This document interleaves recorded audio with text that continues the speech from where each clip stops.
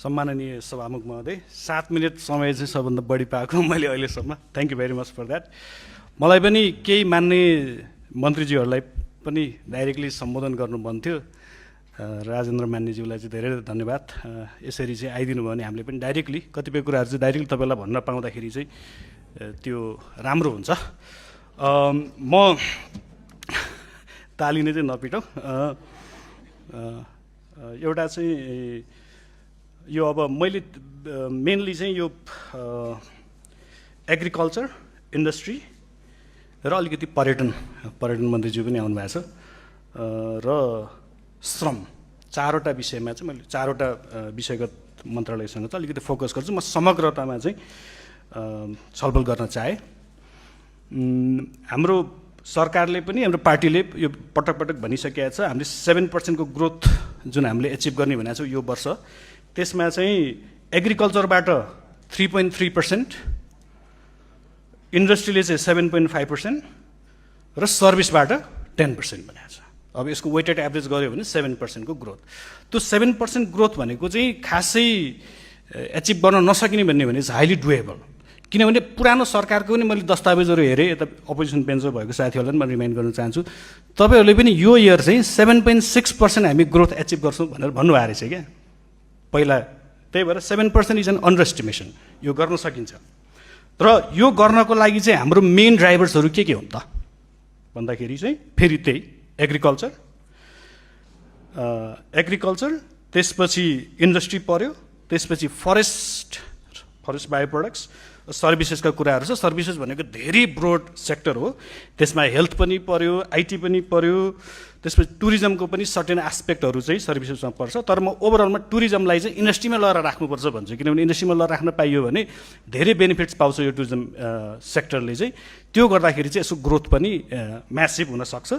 र त्यसमा केही नम्बर्सको कुरा गर्दाखेरि चाहिँ हामीले पनि अध्ययन गऱ्यौँ चुनावको बेलामा पनि, त्यसपछि पनि यो एग्रिकल्चरमा हामीले साँच्चै प्रोडक्टिभिटी बढाउन सक्यौँ भने एग्रिकल्चर सेक्टरको चाहिँ हामीले इजिली 3 देखि 5 बिलियन डलरको चाहिँ इकोनोमिक आउटपुट चाहिँ नेक्स्ट 2-3 इयर्समा चाहिँ एचिभ गर्न सक्छौँ।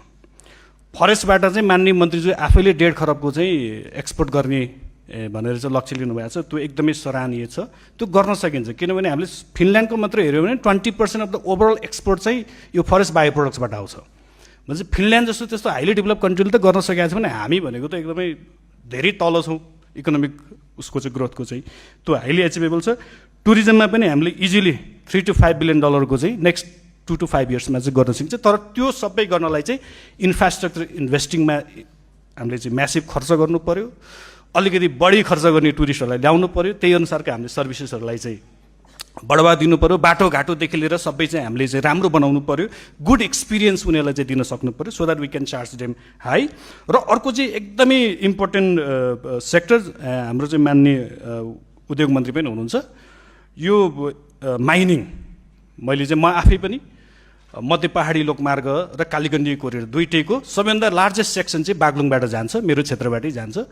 र यही हो अब हाम्रो मैले योभन्दा पहिला पनि भनेको छु हामीले चाहिँ मध्य पहाडी लोकमार्गको इन्टायर इस्ट वेस्ट र तराई हामीले यसमा चाहिँ हाई एनर्जी इन्टेन्सिभ इन्डस्ट्रिजहरू हामीले चाहिँ सेटअप गर्न सकियो भने र गर्नै पर्छ। त्यो नगरेसम्म चाहिँ हाम्रो जति पनि यो समस्या छ अहिले यो आउट माइग्रेसनको स्पेसली मिड हिल्समा चाहिँ त्यो सल्भ गर्न सकिन्न। त्यसको लागि चाहिँ गाउँमै हामीले जब्स चाहिँ क्रिएट गर्नुपर्छ। त्यो जब्स क्रिएट गर्ने भनेको चाहिँ हाई भ्यालु एग्रिकल्चर हो। त्यही भएर एग्रिकल्चरमा हामीले चाहिँ म्यासिभ इन्भेस्टमेन्ट गरौँ र बजेटमा केही धेरै हामीले चाहिँ इम्प्रुभमेन्ट गर्न सकिने छ। केही डिस्ट्रिब्युटिभ टाइपको पनि आएको छ, तर इन्भेस्टमेन्टको शीर्षकमा चाहिँ म्यासिभ खर्च चाहिँ हामीले गर्न सक्नुपर्छ। र यो फरेस्ट बायो प्रोडक्ट्स अघि आइहाल्यो, मैले भनिसकेँ। फरेस्ट बायो प्रोडक्ट्स पनि मिड हिल्स र तल जुन हाम्रो चाहिँ तराई बेल्टमा हो, र माइनिङ चाहिँ इन्टायरली मिड हिल्स हो। र जति पनि एनर्जी प्रोडक्सन हुन्छ त्यो पनि मिड हिल्समै हो, पावर जेनेरेसन हुने। र एनर्जी इन्टेन्सिभ सेक्टर्सलाई हामीले प्रमोट गर्न सक्यौँ भने यो बाँदरको समस्या पनि समाधान हुन्छ, अनइम्प्लोइमेन्टको समस्या पनि समाधान हुन्छ, आउट माइग्रेसन बेसिकली माथिबाट तल जाने, तलबाट फेरि विदेश जाने, त्यो समस्या पनि समाधान गर्न सकिन्छ। र यी सबै गर्नलाई चाहिँ फेरि सबभन्दा ठुलो इन्भेस्टमेन्ट हामीले गर्नुपर्ने भनेको चाहिँ प्रोडक्टिभिटी इन्हान्समेन्ट, स्किल्स इन्हान्समेन्ट गर्नु पर्यो। त्यही भएर यहाँ हाम्रो मान्य श्रम मन्त्रीजी पनि हुनुहुन्छ होला।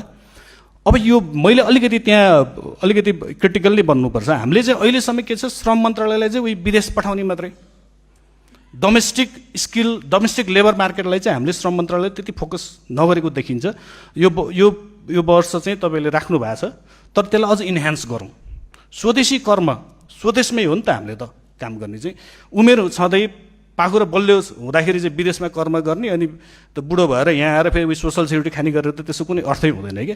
50-60 लाख 80-90 लाख युथहरूलाई चाहिँ हामीले विदेशमा पठाएर चाहिँ हामीले चाहिँ एउटा के चाहिँ कल्पना नगरौँ त भने हाम्रो देश अगाडि बढ्दै बढ्दैन।